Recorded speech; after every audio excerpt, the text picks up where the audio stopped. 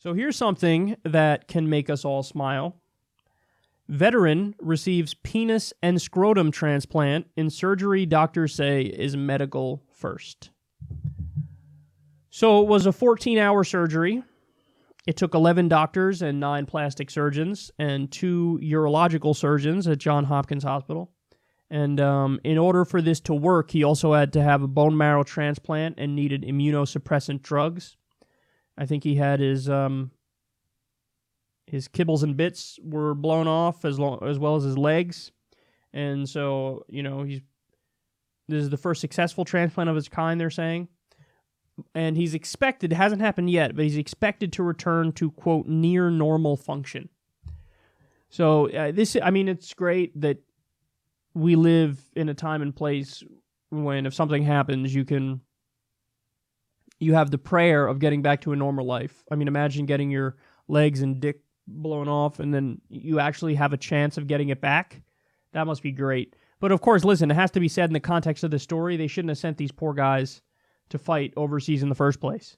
I don't know if this happened in Iraq or Afghanistan, but we certainly didn't have to be there. I mean, and I know people will say, hey, you don't need to bring that up in the context of this story because you're just talking about the transplant here. But I can't help myself because it's good that we came up with, the ability to do this, but at the same time, don't put these people in harm's way when they don't need to be in harm's way. And that's what we do all the fucking time.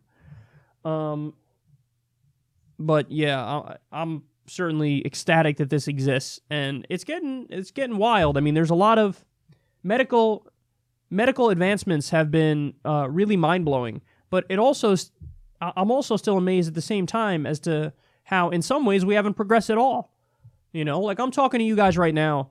I either have some sort of a cold or whatever. My throat is terribly itchy and I'm stuffed, and if it's viral, there's nothing you can do about it. You just have to let it run its course. If it's strep throat, well, then you can take antibiotics and you'll be fine. So I don't know what it is, but my point is, if it's a virus, sorry, nothing you can do about that. But we're able to fucking put a guy's dick back on? And think about how difficult that is, because you have to get all like the fucking veins and arteries and line it up perfectly. And I mean, I don't know, how the fuck are you going to make it so that they said near normal function, so he'll be able to pee, he'll be able to fuck, but how I don't know. It's amazing to me. It blows my mind that after it was gone and they reattached a cadaver's dick, it's going to be able to get hard, and you're going to be able to nut. God bless, man. I mean, good for you. To return to normal function is very impressive.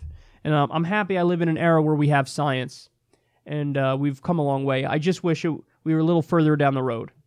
Specifically so I can get rid of this fucking terribly painful whatever the fuck it is I have right now. And yeah, I know, it's hilarious what's over my shoulder. I have to point that out. Come on, that's a great graphic for this story.